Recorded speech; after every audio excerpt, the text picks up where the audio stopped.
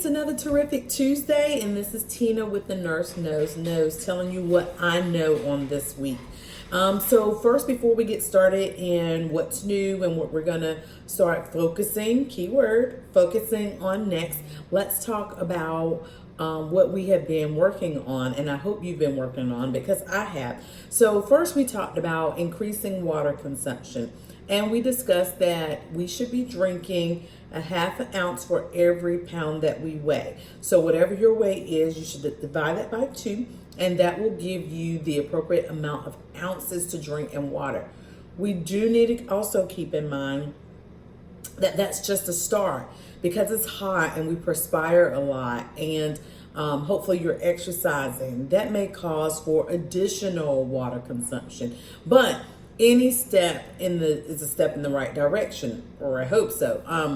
And so we also talked about setting an alarm. There are different apps. If you forget to drink water like I do, then there are apps that you can set on your phone, put on your phone to remind you when to drink water. You can put a reminder for every hour and whatnot. So, excuse me. The second thing we've been working on is baby steps. Getting in those steps every day or as many days as you can. So we talked about if you have under 5,000 steps, it's considered an inactive person. And if that's you, we want to try to increase those steps, okay? Because steps equal cardiovascular health. And once you boost your cardiovascular health and add those steps, that also helps with weight loss if that's a goal of yours. If you have about 7,500 steps, that's considered active. 999,000 steps is considered very active. But if you want to start seeing weight loss, then you need to focus right about 12,500 steps a day, okay? So those are some target goals. So what I want to talk to you about today is, I mentioned it when I was talking about baby steps.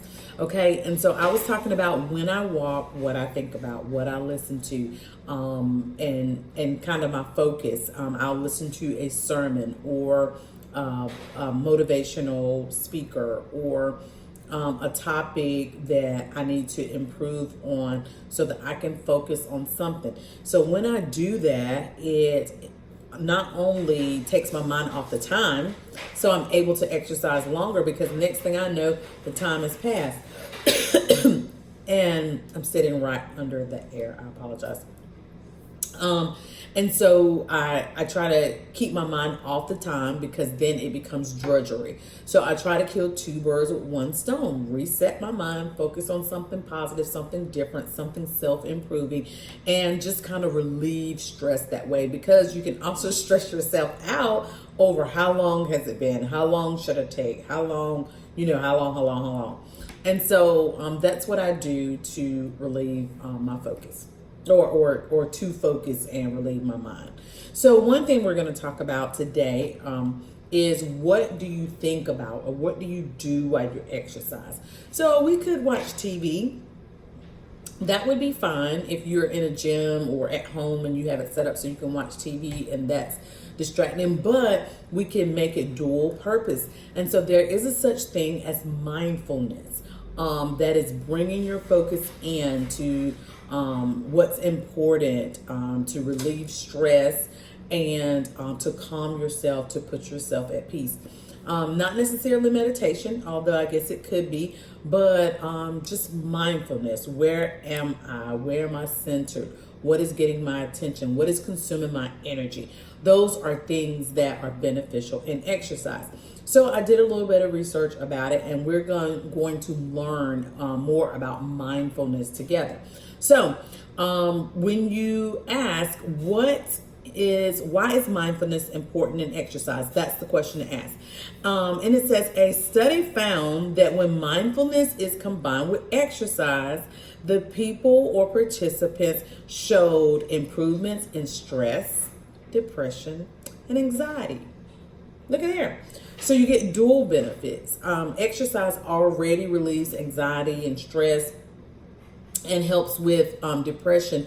But when you combine mindfulness with that, that also has the same benefits.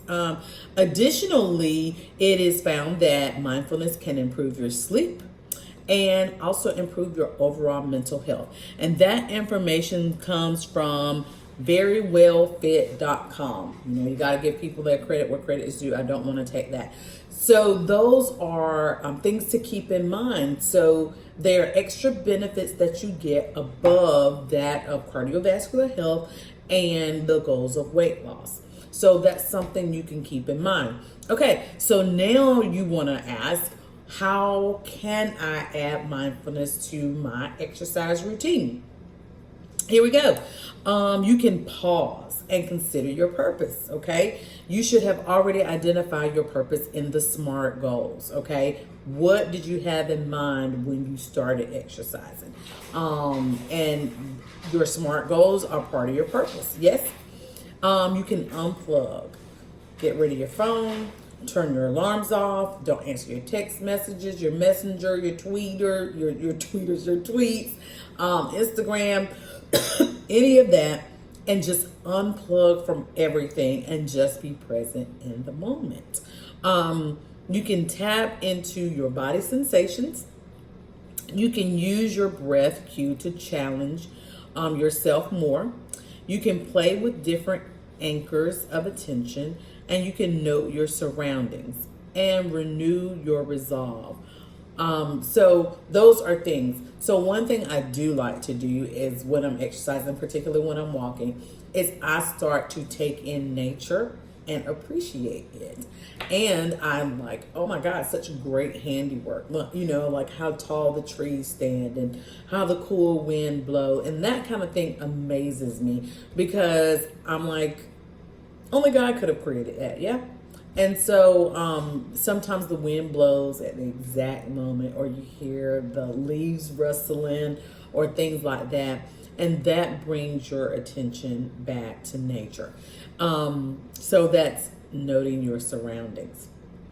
Sometimes I'll even get ideas about what I want to do with my yard if I'm walking in my neighborhood and be like, oh, someone did that or someone did that. And so I can take a look at things that are different from what I would ordinarily do and get ideas. Not ideas that stress me out, but ideas that bring me peace and calm and a sense of completion and accomplishment. Okay? That came from www.mindful.org.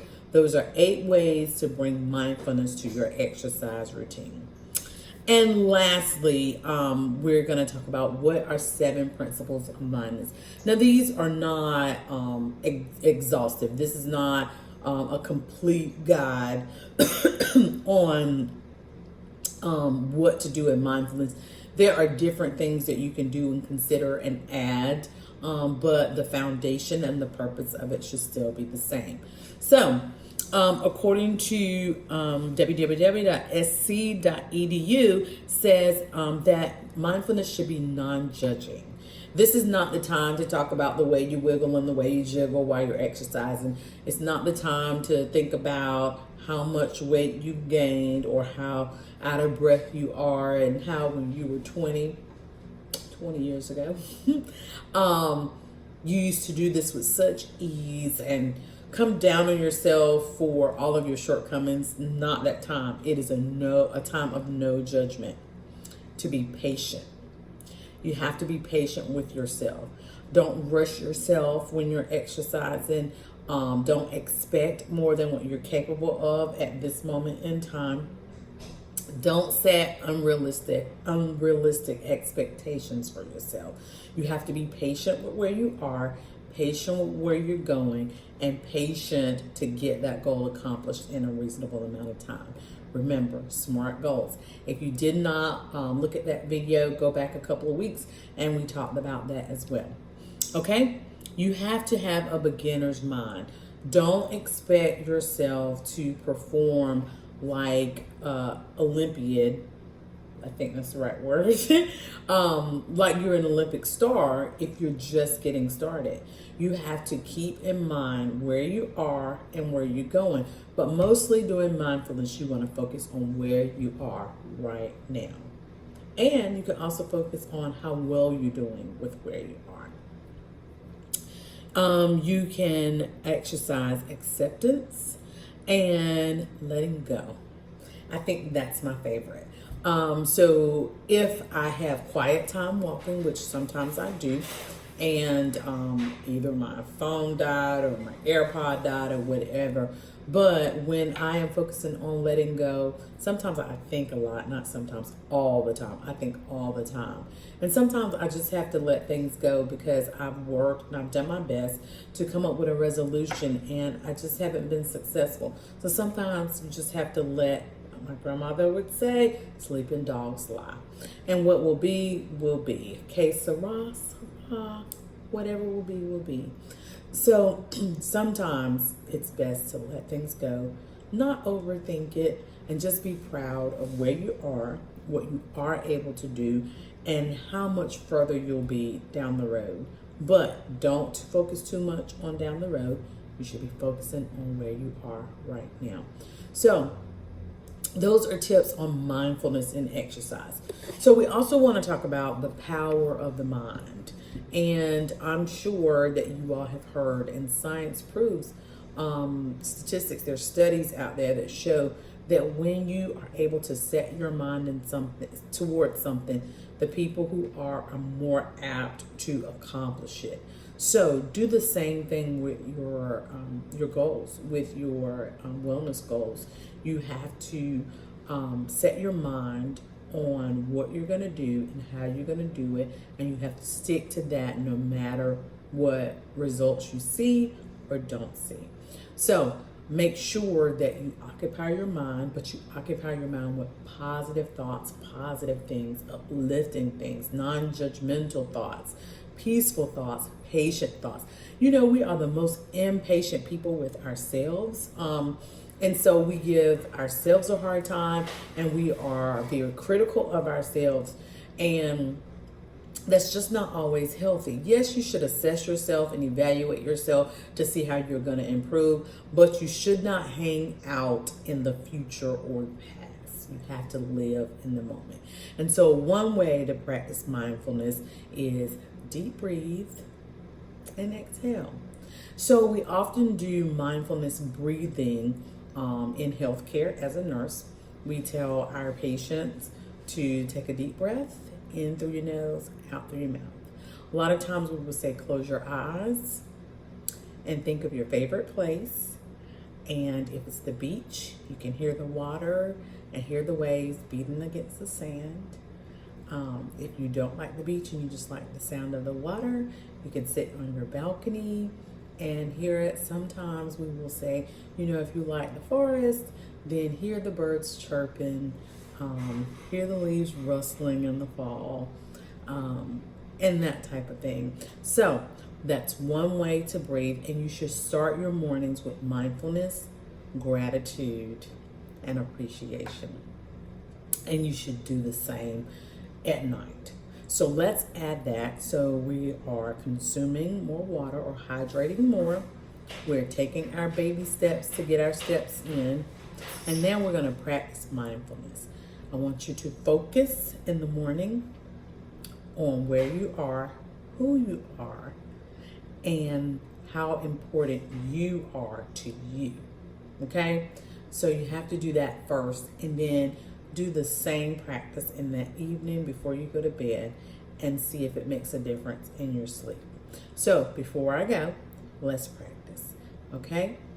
I want you to close your eyes. And I want you to listen to the peace and the quiet.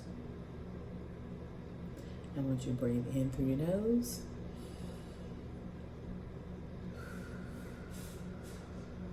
Out through your mouth. Okay. In through your nose. Out through your mouth.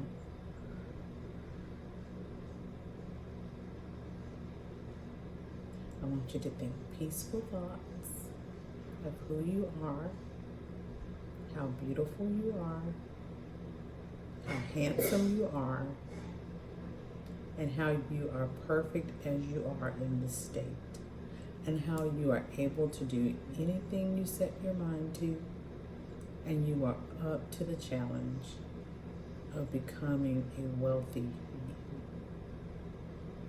Okay? You are made with no mistakes.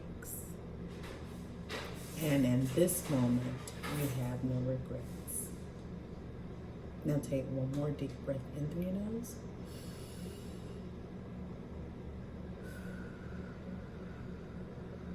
Out through your mouth. Inhale peace in through your nose. Out through your mouth. And exhale all the anxiety, the stress, and the problems. In through your nose. Peace. And